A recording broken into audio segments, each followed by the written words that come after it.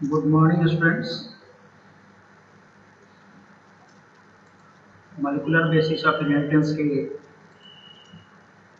11वें session में हम मिल रहे हैं और इस 11वें सेशन में हम बातें करेंगे मैकेनिज्म ऑफ ट्रांसलेशन। इसके जस्ट पहले जो है 10th सेशन में हमने मशीनरी ऑफ ट्रांसलेशन की बात की थी कि ट्रांसलेशन में जो है कौन कौन से सेलुलर मशीनरी जो है यूटिलाइज होते हैं। अब आज हम बात करेंगे कि किस तरह से जो है प्रोटीन सिंथेसिस या पॉलीपेप्टाइड सिंथेसिस होता है।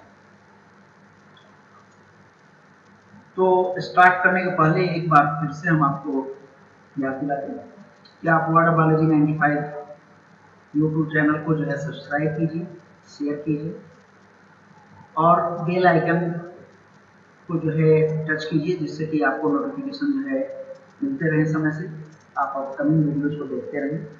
इसके अलावा आप जो है फॉलो कर सकते हैं जो है वर्ड बायोलॉजी 95.wordpress.com को, या आप वर्ड बायोलॉजी 95-elearn.blogspot.com को फॉलो कर सकते हो या विजिट कर सकते हो। यहाँ पर भी जो है ये सारे वीडियोज अवेलेबल हैं। इसके अलावा जो है आप विजिट कर सकते हो मेरे फेसबुक पेज www.facebook.com/rajiv1571978 पर, जहां पर आपको न केवल जो है ये सारे वीडियोज अवेलेबल होंगे, बल्कि इसके अलावा भी जो है बायोलॉजिकल वर्ड से रिलेटेड बहुत सारे वीडियोज और दूसरे मटेरियल्स अवेलेबल होंगे, जिनसे आपको बायोलॉजिकल इंफॉर्मेशन मिलती रहेगी। तो आप वर्ड बायोलॉजी यूट्यूब चैनल को सब्सक्राइब कीजिए, बेल आइकन को दबाइए और अब हम जो है स्टार्ट करते हैं अपने सेकंड पार्ट, ट्रांसलेशन पार्ट 2 को, जिसमें हमें पढ़ना है बेसिकली जो है कि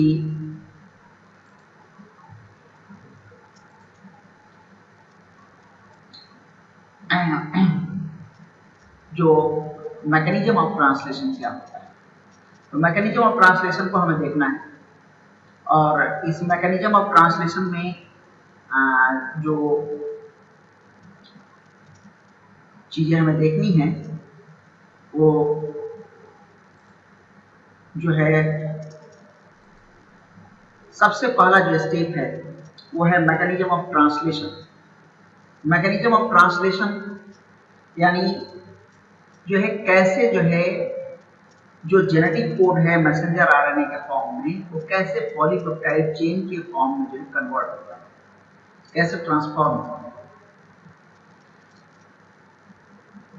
इसमें जो पहला स्टेप होता है वो है activation of amino acid. Activation of amino acid यानी जो है जो एमिनो एसिड हैं जिनको कि आपस में जो है लॉन्ग चेन का फॉर्मेशन करना है एक दूसरे से जुड़ करके, वो सबसे पहले एक्टिवेट होते हैं और एक्टिवेट होने के लिए उन्हें एनर्जी की जरूरत होती है। और इस जो है एनर्जी को कैसे पाते हैं वो हम देख रहे हैं। यहाँ पे एटीपी यूटिलाइज होता है। अगर आप इस स्क्रीन को देख रहे हो, यहाँ देखो ये जो है एमिनो एसिड है, ये एटीपी है और प्लस ये एंजाइम है। कौन सा एंजाइम है? Amino acid tRNA synthetase enzyme, ठीक है, जिसके बारे में ऑलरेडी हम पीछे डिस्कस कर चुके हैं पिछले वीडियो में। तो amino acid plus ATP plus जो है enzyme, in the presence of magnesium ion, they are combined together to form amino acid AMP enzyme complex. Amino acid AMP enzyme complex and PPI, pyrophosphate जो है वो क्या होता है, वो release होता है। पायरोफॉस्फेट जो है वो रिलीज हो जाता है, ठीक है। यहाँ पर ये पायरोफॉस्फेट जो है रिलीज हो गया और जो यहाँ एनर्जी जो है इस एटीपी के फॉर्म में जो है स्टोर थी, वो एनर्जी रिलीज हुई और वो एनर्जी जो है एमिनो एसिड को एएमपी और एंजाइम के साथ जो है जोड़ करके amino acid AMP enzyme complex के फॉर्म में जो है कन्वर्ट कर दिया, ठीक है। तो जो है ये एमिनो एसिड था, ये एटीपी था, ये एंजाइम था, amino acid tRNA synthetase enzyme in the presence of magnesium ion, ठीक है। Amino acid AMP enzyme complex में कन्वर्ट हुआ और पायरोफॉस्फेट, इनऑर्गेनिक पायरोफॉस्फेट जो है वो बाहर निकल गया, ठीक है। तो ये था एक्टिवेशन ऑफ एमिनो एसिड। और इसके बाद जो है हम देखते हैं कि amino acid AMP enzyme complex of tRNA के साथ। कौन से tRNA के साथ? The tRNA specific for this particular amino acid. इस एमिनो एसिड के लिए जो स्पेसिफिक tRNA होगा, अब चूंकि हम ट्रांसलेशन पढ़ रहे हैं तो जो सबसे पहले जो है जो एमिनो एसिड आएगा वो प्रोकैरियोट में मेथियोनिन आएगा और यूकैरियोट्स में मेथियोनिन और वैलिन दोनों आएंगे। ठीक है, तो लेकिन यहाँ पर जो है जितने भी एमिनो एसिड्स हैं जो कि पॉलीपेप्टाइड सिंथेसिस में यूटिलाइज हो गए, उन सबके लिए जो है अलग अलग स्पेसिफिक tRNA होता है। ऑलरेडी हम पीछे के जो वीडियोस में डिस्कस कर चुके हैं। तो इस पर्टिकुलर एमिनो एसिड के लिए स्पेसिफिक tRNA जो है आता है और जो है इसके साथ जो है कंबाइन होता है, और जब ये कंबाइन होता है तो जो है एंजाइम जो था amino acid tRNA synthetase enzyme, ये अलग होता है। एक्चुअली इस एंजाइम का रोल ही यही था, ये जो amino acid tRNA synthetase enzyme है, इस एंजाइम का रोल ही यही था कि वो जो है specific amino acid specific tRNA को इस एमिनो एसिड AMP के साथ जो है अटैच करे। तो अब जो है हमारा जो अटैचमेंट हुआ वो एमिनो एसिड tRNA जो है आपस में अटैच हो गए, AMP अलग हो गया और एंजाइम अलग। यानी इस दो स्टेप में हमने देखा कि ATP ने अपना रोल प्ले कर दिया, एंजाइम ने अपना रोल प्ले कर दिया और एमिनो एसिड जो था वो अपने स्पेसिफिक tRNA के साथ अटैच हो गया। ये जो कॉम्बिनेशन बना एमिनो एसिड tRNA, इसे ही हम बोलते हैं चार्ज्ड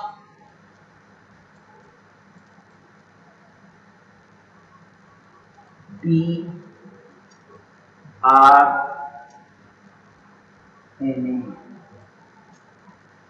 इस कंडीशन को हम बोलेंगे चार्ज tRNA और एक्टिवेटेड tRNA। ठीक है, तो एमिनो एसिड जो है एक्टिवेट हो गया tRNA के साथ, यानी अब वो पॉलीपेप्टाइड सिंथेसिस में यूटिलाइज होने के लिए तैयार है। तो this was the first step, activation of amino acid and charging of transfer RNA। इस पूरे फर्स्ट स्टेप को हम जो है जो जानते हैं activation of amino acid and charging of transfer RNA के नाम से। ठीक है, तो ये जो है हुआ। अब इसके बाद आगे translation of the genetic code to adaptors that act one after another. यहां पे ट्रांसलेशन के लिए जो जेनेटिक कोड का जो ट्रांसलेशन होना है पॉलीपेप्टाइड के फॉर्म में, उसके लिए दो अडेप्टर्स हैं, अडेप्टर साइट्स हैं। ऑलरेडी आप जान रहे हो, तीन जो है हमने साइट्स की बात की थी, ए साइट और एक्सेप्टर साइट और amino acid site, P site और डोनर साइट और पेप्टाइडल ट्रांसफरेज साइट, और तीसरा जो था वो था ई साइट जो है एग्जिट साइट। ये तीनों जो है साइट्स जो है वो पाया जाता है कहां पर?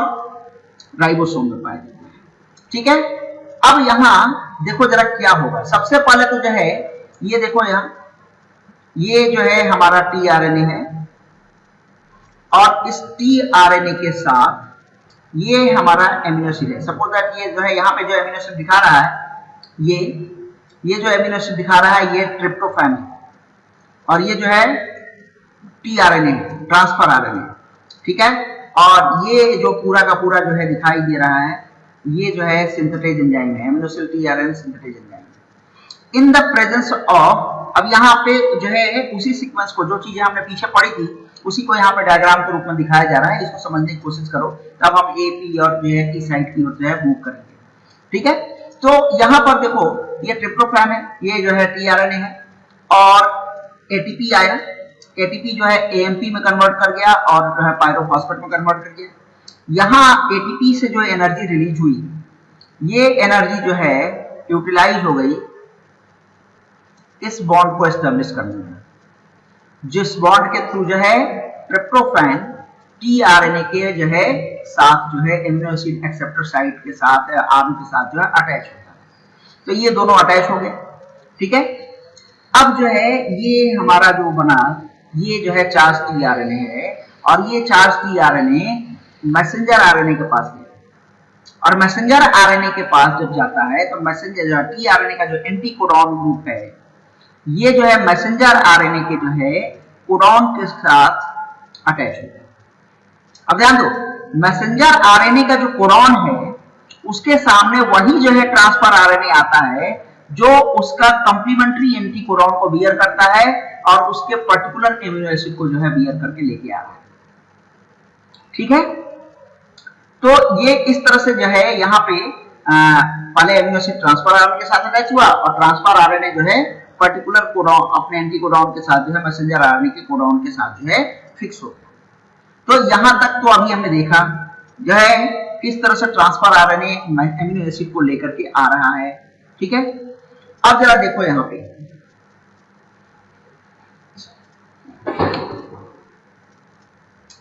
ये जो कंडीशंस दिखाई दे रहा है, ठीक है, इसके लिए जो है हम एक एनिमेशन से समझने की कोशिश करेंगे। ये इन सब चीजों को जो है बाद में देखेंगे, एक एनिमेशन से समझने की कोशिश करेंगे। लेकिन उस एनिमेशन को समझने के पहले एक और चीज हम आपको दिखा दें कि ऐसा नहीं होता कि जो है ट्रांसलेशन के दौरान केवल एक राइबोसोम वर्क कर रहा हो, या ऐसा भी नहीं होता कि ट्रांसलेशन के दौरान एक राइबोसोम एक मैसेंजर आरएनए के साथ वर्क कर रहा हो। ठीक है, a number of ribosomes are attached with single messenger RNA. दूसरी चीज, आप जब सेल पढ़ रहे थे, साइटोलॉजी जब आप पढ़ रहे थे, तो उस समय आपको बताया था कि जो राइबोसोम्स होते हैं उनके जो दोनों सब यूनिट्स होते हैं, स्मॉलर और लार्जर सब यूनिट, ये जो दोनों सब यूनिट्स यहाँ पे दिखाई दे रहे हैं, ठीक है, ये स्मॉलर और लार्जर सब यूनिट्स जो होते हैं वो नॉर्मली जो है डिसोसिएटेड कंडीशंस में पाए जाते हैं। डिसोसिएटेड कंडीशंस का मतलब क्या हुआ? डिसोसिएटेड कंडीशंस का मतलब ये हुआ कि जो है दोनों सब यूनिट्स अलग अलग पाए जाते हैं। They are getting associated only and only in the condition of translation. When the cell is going to going to perform translation, going to perform the polypeptide synthesis. Now, in that conditions only, ribosomes both the subunits of ribosomes are associated together. ठीक है, और ये जो है एक ही messenger RNA पे क्योंकि कई सारे राइबोसोम्स जो है एक दूसरे के साथ जो है अपने सब यूनिट्स के साथ जो अटैच होते हैं। ठीक है, तो ये कुछ इस तरह का स्ट्रक्चर बनता है। देखो यहाँ पे 1 2 3 4 5 6 7 8 9 10 11 12 13 these are the 13 यहाँ पे दिखाई दे रहे हैं। इस जो है डायग्राम में 13 जो है राइबोसोम्स जो है एक ही मैसेंजर आरएनए के ऊपर दिखाई दे रहे हैं। ठीक है, तो जो है ये और ये स्ट्रक्चर जो होता है इसे हम पॉलीसोम या पॉलीराइबोसोम्स के नाम से जानते हैं। और इसका मतलब ये हुआ कि number of ribosomes simultaneously translate to produce the polypeptides, ठीक है, at the same messenger RNA molecule. एक और खास बात होती है कि जो पॉलीराइबोसोम्स में दो राइबोसोम्स के बीच का जो डिस्टेंस होता है वो नियर अबाउट 33 टू 34 नैनोमीटर का होता है। ठीक है, तो ये जो है डिस्टेंस जो होता है वो 34 नैनोमीटर का होता है। आप याद करो ये 34 नैनोमीटर का जो डिस्टेंस था, यही डिस्टेंस आपको डीएनए के डबल हेलिक्स में जो है दिखा था दो कंसेक्यूटिव बेस पेयर्स के बीच का डिस्टेंस। ठीक है, तो जो है ये जो है हो गया हमारा पॉलीराइबोसोम्स। और अब इसके बाद जो है आगे हम बढ़ते हैं, एनिमेशंस की बात करते हैं। हम एनिमेशंस पे समझते हैं। एनिमेशंस पे समझने के लिए जो है एक खास चीज जो है हम आपको बताएंगे। ठीक है, वो ये कि पहले इसे हम एरो में ले लें ताकि आपको क्लियरली दिखाई दे, और लेजर पॉइंटर में ले लेते हैं। ठीक है, तो लेजर पॉइंटर में हम ले लेते हैं। तो यहाँ पे आप देख रहे हो कि ये पी साइट है और ए साइट है, ये दो साइट्स दिखाई दे रहे हैं, और ये मैसेंजर आरएनए है। ये जो है मैसेंजर आरएनए है, ये दो साइट्स दिखाई दे रहे हैं। ठीक है, मैसेंजर आरएनए का जो है ये राइबोसोम का स्ट्रक्चर है, और उसी स्ट्रक्चर की हम बात कर रहे हैं। यहाँ जो है एक खास चीज जो है हम आपको दिखाएंगे। ये जो आप देख रहे हो, थोड़ा सा इस एनिमेशन में हम एक करेक्शन करके आपको बताएंगे। करेक्शन जो है जरूरी है क्योंकि इसमें थोड़ी सी जो है कमी है, इस कमी को हम दूर कर दे रहे हैं। आप इसको जो है भूल जाओ, ठीक है ना, that is not the first step, this is the first step. ठीक है, टाइम नहीं मिला अभी मुझे जो है इसे करेक्ट करने का, इसलिए मैं अभी आपको यहाँ पे समझा दे रहा हूँ। That is the first step, and this is P site and this is a site. ये ए साइट है और ये पी साइट है। नॉर्मली अब जो है यहाँ पे देखो ये AUG है, ठीक है, मैसेंजर आरएनए का स्टार्ट कोडॉन AUG, और इस जो स्टार्ट कोडॉन के लिए जो स्पेसिफिक जो है चार्ज ट्रांसफर आरएनए है, चार्ज ट्रांसफर आरएनए का मतलब ये हुआ कि जो है transfer RNA along with the amino acid. तो ये जो है AUG चूंकि मेथियोनिन के लिए स्टार्ट कोडॉन होता है, मेथियोनिन के लिए कोडॉन होता है, तो मेथियोनिन के साथ जो है टीआरएनए जो है अटैच है, जिसे हम मेथ टीआरएनए बोलते हैं। मेथ टीआरएनए यानी मेथियोनिन के साथ जो टीआरएनए है, तो ये मेथ टीआरएनए जो है यहाँ आया, और इसका जो एंटी कोडॉन है UAC है, ये P साइड पर, ये P साइड पर जो है ये जो है टीआरएनए आकर के मैसेंजर आरएनए के कोडॉन के साथ जो है कंबाइन हुआ। यानी जो फर्स्ट केस क्या हुआ, at the P RNA, at the P site of ribosomal सब यूनिट जो है यहाँ पर आकर के जो है टीआरएनए जो है अटैच होता है मैसेंजर आरएनए के साथ। This is the first stage. Now after that acceptor site, ये P साइट क्या था, ये डोनर साइट था, ये पेप्टाइड ट्रांसफरेज साइट था। अब जो है एक्सेप्टर साइट जो है ओपन था। इस एक्सेप्टर साइट पे जो है दूसरा जो है टीआरएनए आ रहा है, जो कि इस UAU जो कि दूसरा जो है कोडॉन है, इस कोडॉन के एंटी कोडॉन को लेकर के और इस UAU के जो है स्पेसिफिक एमिनो एसिड को जो है लेकर के ये ट्रांसफर आरएनए आकर के यहाँ पे कंबाइन हुआ। तो आप ये दोनों देख रहे हो, ठीक है। ये पहला केस है। फर्स्ट केस में क्या हुआ, यानी फर्स्ट स्टेप में क्या हुआ कि P साइट पर जो है जो स्टार्ट कोडॉन के सामने जो मेथियोनिन टीआरएनए है, मेथ टीआरएनए है, वो आकर के P साइट पे जो है अटैच हुआ, और एक्सेप्टर साइट अभी एक्सपोज था, ओपन था, फ्री था। इस एक्सेप्टर साइट पे या एमिनो एसिड साइट पे जो है दूसरा जो है टीआरएनए आकर के अटैच हुआ। अब इसके बाद जो है आगे के स्टेप को हम देखते हैं क्या होता है। ध्यान दो, ये मैं बार बार आगे पीछे करके देख रहा हूं, आपको आगे पीछे जो है समझ में आ रहा होगा। ये इस पर्टिकुलर सर्किल को, इस सर्किल के अंदर जो चेंजेस हो रहे हैं, इस चेंज को देखना, आप इस चेंज को देखना कि क्या चेंज हुआ। देखो आप, दिख रहा है आपको ये चेंज, ये जो चेंज दिख रहा है आपको, इस चेंज को देखो। जो है यहाँ पर जो है इन दोनों एमिनो एसिड के बीच में एक जो है पेप्टाइड लिंकेज का फॉर्मेशन हो रहा है, CONH ग्रुप, ठीक है। पेप्टाइड लिंकेज क्या होता है, पेप्टाइड लिंकेज ये होता है, देखो यहाँ पे मैं करके दिखा रहा हूं। पेप्टाइड लिंकेज CON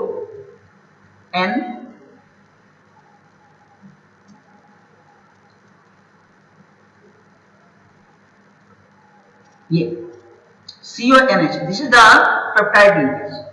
ये पेप्टाइड लिंकेज जो है यहाँ पर जो है आकर के जो है दोनों एमिनो एसिड के बीच में, फर्स्ट एमिनो एसिड जो कि मेथियोनिन था और सेकंड एमिनो एसिड, इन दोनों के बीच में जो है ये पेप्टाइड लिंकेज बनता है। इस लिंकेज को परफॉर्म करने के लिए, इस लिंकेज को एस्टैब्लिश करने के लिए जो एंजाइम यूज होता है वो पेप्टाइड ट्रांसफरेज होता है। तो ये जो पेप्टाइड ट्रांसफरेज जो है यहाँ पे एंजाइम यूटिलाइज हो रहा है। अब जरा ये हम इन सबको जो है डिलीट करते हैं, जिससे कि जो है आप आगे समझ सको आगे के प्रोसेस को, ठीक है।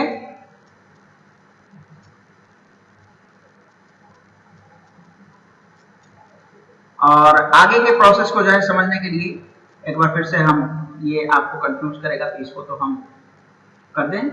और ये है नेक्स्ट स्टेप। अब हम देखते हैं, एरो दिया, नेक्स्ट स्टेप, ध्यान दो अब जरा। अब ये अगला स्टेप जब हम यहाँ आते हैं तो ये P साइट है, ये साइट है, फिर से यहाँ लिख लो ताकि आपको कंफ्यूजन ना हो। लेकिन ये देखो जरा, ये P साइट पे जो ट्रांसफर आरएनए था, इसका एमिनो एसिड A साइट के ट्रांसफर आरएनए के साथ जो है बाइंड अप हो गया। ये जो बॉन्ड बना, ये जो बॉन्ड बन रहा है, यही जो है पेप्टाइड लिंकेज है, CONH ग्रुप। तो ये जो है पेप्टाइड लिंकेज के थ्रू ये एमिनो एसिड जो है इस दूसरे एमिनो एसिड के साथ जुड़ गया, और टीआरएनए क्या हो गया, फिक्स से जो है फ्री हो गया, यानी इस एमिनो एसिड जो है डीअटैच हो चुका है। नाउ द नेक्स्ट स्टेप देखो, फिर से जो है इस स्टेप को देखने की कोशिश करो, ठीक है। क्या हुआ, जैसे ये जो दोनों एमिनो एसिड जो है एक दूसरे के साथ जो है आपस में जुड़े, ये मैसेंजर आरएनए जो स्लाइटली रोटेट किया, और स्लाइटली ट्विस्ट करके जब रोटेट करता है, इसलिए एक एंजाइम की जरूरत होती है, उसे हम बोलते हैं ट्रांसलोकेज। और इस ट्रांसलोकेज के प्रेजेंस में ये एंजाइम जो है इस एमआरएनए को ट्विस्ट करता है, और ट्विस्ट करने के कारण जो है एमआरएनए जो है, जो टनल है उसका, उस टनल में थोड़ा सा आगे की तरफ शिफ्ट करता है। शिफ्ट करने से क्या होता है ये जो फर्स्ट जो है टीआरएनए था ये अब जो है ई साइट पे आ जाता है। ये किस पे आ जाता है? ई साइट पे आ जाता है। जो ए साइट का जो ट्रांसफर आरएनए था वो पी साइट पे आ जाता है और ए साइट अब जो है एक्सपोज हो जाता है, फ्री हो जाता है to receive another transfer RNA, to receive another charge transfer RNA. तो जो है स्लाइटली शिफ्टिंग हुई, स्लाइटली ट्विस्टिंग हुई, ट्रांसलोकेशन हुआ और ट्रांसलोकेशन के थ्रू मैसेंजर आरएनए आगे की तरफ बढ़ा और जो है जो पी साइट का ट्रांसफर आरएनए था वो मूव कर गया ई साइट पर। ए साइट का जो ट्रांसफर आरएनए था वो मूव कर गया पी साइट पर और इस पूरे प्रोसेस में ट्रांसलोकेज एंजाइम की यूटिलाइजेशन हुआ और ए साइट जो है फर्दर जो है एक्सपोज हो गया ताकि वो नए जो है ट्रांसफर आरएनए को रिसीव कर सके। Now look that, look here, in the next step E side से, एग्जिट साइड से जो है ये जो ट्रांसफर आरएनए था ये क्या हुआ? बाहर हट। पीछे जाके देखो, देखो आप इसे फिर से ये देखो, ठीक है। तो जो है ई साइड से जो ट्रांसफर, जो फ्री ट्रांसफर आरएनए था वो जो है डी अटैच हो गया ताकि वो फिर से जो है अपने दूसरे एमिनो एसिड को लेके आ सके। Now after that look here, अब ये कंडीशन बना, ठीक है।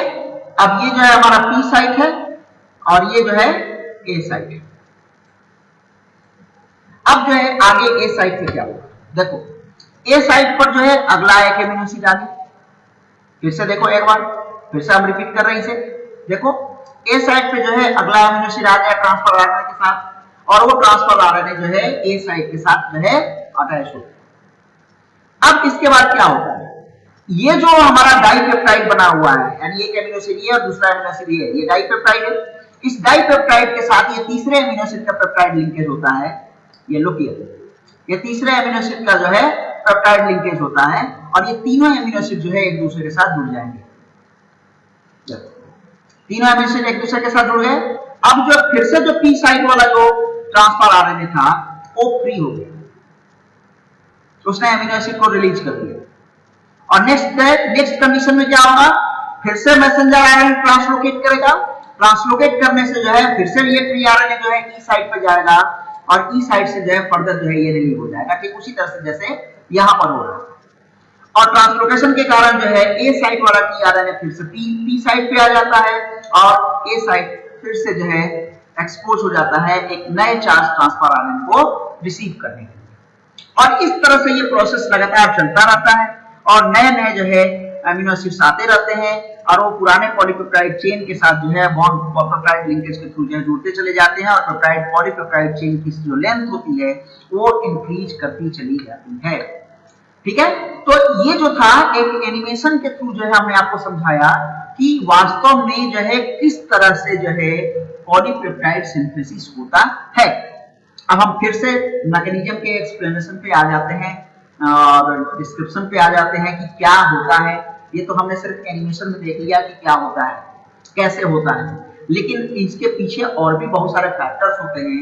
उन फैक्टर्स को हमें जानने की कोशिश करनी है कि वो फैक्टर्स कौन कौन से हैं। तो हम देखते हैं उन फैक्टर्स को। देखो आप जरा, जो अब चूंकि जिस तरह से जो है हमने पीछे देखा था रेप्लिकेशन और ट्रांसक्रिप्शन दोनों में जो है 3 मेजर फेजेस थे, इनिशिएशन, इलोंगेशन एंड टर्मिनेशन। ठीक उसी तरह से जो है पॉलीपेप्टाइड सिंथेसिस में भी जो है ये 3 फेजेस होते हैं, इनिशिएशन, इलोंगेशन एंड टर्मिनेशन। हम एक बार फिर से इनिशिएशन पे फोकस करते हैं।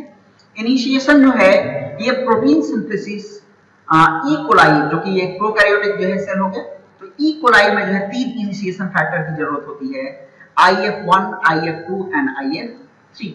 IF1, IF2 एंड IF3 ये जो है 3 इनिशिएशन फैक्टर होते हैं। IF3 जो होता है वो 30S राइबोसोमल सबयूनिट को बाइंड करता है, ठीक है, 50S राइबोसोमल सबयूनिट के साथ। IF1 जो होता है वो IF3 को असिस्ट करता है और इसके साथ साथ IF1 जो है वो टीआरएनए, जो मेट टीआरएनए है, उस मेट टीआरएनए को भी जो है इनिशिएशन में हेल्प करता है अटैच होने में। IF2 जो है वो एक GTP बाइंडिंग प्रोटीन होता है जो जीटीपी को बाइंड करता है मेट टीआरएनए के साथ। तो हम देखते हैं ये अलग अलग जो है कैसे वर्क करते हैं। यहाँ पे आपको ज्यादा समझ में नहीं आ रहा है, आप जब जो है ये स्टेप देखेंगे तो स्टेप में आपको क्लियरली समझ में आ जाएगा कि ये तीन करते क्या है। तो हम जो है इन तीनों को देखते हैं, ये तीनों जो है किस तरह से जो है वर्क कर रहे हैं। Look here, initiation. इनिशिएशन में दो चीजें, प्रोकैरियोट में हमने तीन चीजें देखी थी, जो है IF3, IF2, IF1, ठीक है। और यहाँ जो है यूकैरियोट्स में जो है ये टोटल जो है 9 जो है इनिशिएशन फैक्टर होते हैं। EIF2, EIF3, EIF1, EIF4A, EIF4B, EIF4C, EIF4D, EIF5 and EIF6। E for eukaryotic, I for initiation, F for factor। Eukaryotic initiation factor जो है टोटल होते हैं 9 in eukaryotes. At P site, यहाँ पे हमने यूकैरियोट्स के लिए लिखा हुआ है, और सेम चीज जो है हम अगर प्रोकैरियोट के लिए लेंगे तो प्रोकैरियोट के लिए हम इनिशिएशन फैक्टर यहाँ पे बोलेंगे, आपको समझ में आएगा। तो यहाँ देखो 40S messenger RNA, 40S ribosomal सब यूनिट और मैसेंजर आरएनए। तो पहले ही हम आपको बता चुके हैं कि मैसेंजर आरएनए के लिए जो बाइंडिंग साइट होता है वो स्मॉलर सब यूनिट में होता है। तो ये 40S राइबोसोमल सब यूनिट और मैसेंजर आरएनए ये दोनों जो है इन द प्रेजेंस ऑफ EIF2, और अगर जो है प्रोकैरियोट है तो IF3, प्रोकैरियोट से तो IF3 के प्रेजेंस में जो है ये 40S मैसेंजर आरएनए के साथ जो है बाइंड अप, दोनों जो है बाइंड अप हो जाते हैं और बाइंड अप होकर 40S मैसेंजर आरएनए कॉम्प्लेक्स का फॉर्मेशन करते हैं। तो 40S मैसेंजर आरएनए का फॉर्मेशन होता है ये इन द प्रेजेंस ऑफ EIF2, ठीक है। देन आफ्टर कहां हो रहा है, P साइट पे हो रहा है। कहां हो रहा है, P साइट पे हो रहा है, ठीक है। याद हमेशा दिमाग में रखो, initiation always starts at P site, not at the A site. Then 40S mRNA complex charge tRNA के साथ, मेट tRNA लिखा हुआ है यहाँ पे। मेट tRNA का मतलब ये है कि मेथियोनिन जो है स्पेसिफिक tRNA है जो कि मेथियोनिन के साथ जो है अटैच है। तो मेट tRNA के साथ बाइंड अप होता है इन the presence of EIF3 and GTP। ये देखो यहाँ पे जो अभी हम देख रहे थे कि जो है GTP बाइंडिंग प्रोटीन क्या है, IF2 है। GTP बाइंडिंग प्रोटीन क्या है, IF2 है। तो अभी जो है हम यहाँ पे अगर हम देखें तो यहाँ हम लिख के भी दिखा दे रहे हैं आपको, ताकि आपको आपके दिमाग में एक बना रहे। यहाँ अगर प्रोकैरियोटिक है तो ये IF3 होता है, और यहाँ जो है ये IF2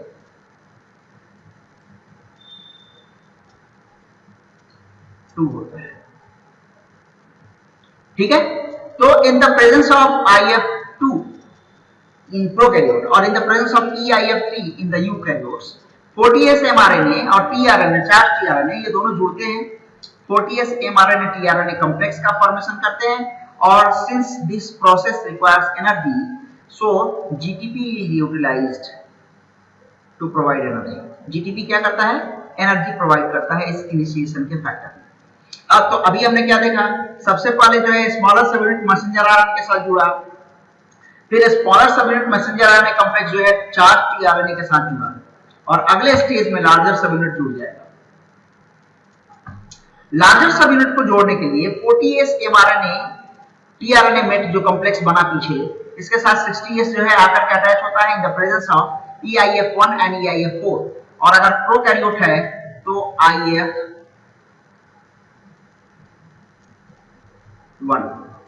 ध्यान दो, प्रोकैरियोट्स में आपको बस एक ही चीज याद रखना है कि जस्ट हम रिवर्स डायरेक्शन में चलेंगे, 3, 2 and 1। जो स्टेप वाइज मैनर में चलेंगे तो 3, 2 and 1। तो ये 40S messenger RNA tRNA met के साथ जो है 60S के साथ कंबाइंड हुआ, और कंबाइंड होकर के बनाया IF जो है 80S यानी complete ribosome plus tRNA met. तो राइबोसोम के साथ जो है पूरा का पूरा tRNA जो है अटैच हो गया, और बीच में जो है टनल में मैसेंजर आरएनए ऑलरेडी है। कहां पे हुआ ये सब कुछ हुआ P साइट पे। ये कहां हुआ, P साइट पे हुआ। तो ये था इनिशिएशन, यानी इनिशिएशन में P साइट पर जो चार्ज ट्रांसफर आरएनए है, यानी मेथियोनिन के साथ जो ट्रांसफर आरएनए है वो आकर के राइबोसोम्स के साथ जो है कंबाइंड होता है, और मैसेंजर आरएनए के स्टॉप कोडॉन के साथ जो है इस tRNA का एंटीकोडॉन जो है जुड़ जाता है। कंप्लीमेंट्री बेस पेयरिंग करता है, ठीक है। It was the initiation. Then the elongation. Elongation जो होता है वो जो है उसमें बेसिकली जो है इलोंगेशन फैक्टर्स यूज होते हैं, और जो इलोंगेशन फैक्टर्स होते हैं इसमें देखो यहाँ पे ये 3 जो है इलोंगेशन फैक्टर्स दिखाई दे रहे हैं, ठीक है। EFTU, EFTS and EFG, these are the 3 elongation factors, जिसमें से EFTU and EFG small GTP binding proteins हैं, ठीक है। और जो है कैसे होता है इलोंगेशन इसको हमें जानना है। पेप्टाइड बॉन्ड जो है एस्टैब्लिश होता है carboxyl group of amino acid के साथ, जो कि tRNA के साथ कंपाउंड है, और जो है P साइड पे, और जो है दूसरा जो है A साइड पे। दो है हमारे पास, एक पहला हमने P साइड पे जो है tRNA लिया हुआ है मैथ्योनिन tRNA, और A साइड पे जो है दूसरा जो है एमिनो एसिड आया हुआ है। इन दोनों के बीच में जो है अटैच्ड होगा, दोनों के बीच में जो है बॉन्ड फॉर्मेशन होगा पेप्टाइड लिंकेज के फॉर्म में, जो हमने एनिमेशन में देखा था, ठीक है। और जो है इस प्रोसेस को परफॉर्म करने के लिए जिस एंजाइम की जरूरत होती है वो होता है पेप्टाइडल ट्रांसफरेज, वो है पेप्टाइडल ट्रांसफरेज एंजाइम। अब इसके बाद जब पहला जो है पेप्टाइड लिंकेज बन जाता है, एस्टैब्लिश हो जाता है, तो P साइड से जो है tRNA जो फ्री हो जाता है और फ्री होकर के स्लिप करके चला जाता है E साइड, और जो है उसके बाद जो है E साइड से वो tRNA जो है रिलीज होकर के बाहर चला जाता है। देखो क्या बोल रहा है, soon after the formation of first peptide linkage and the free tRNA of P side, the ribosome और mRNA rotates slightly।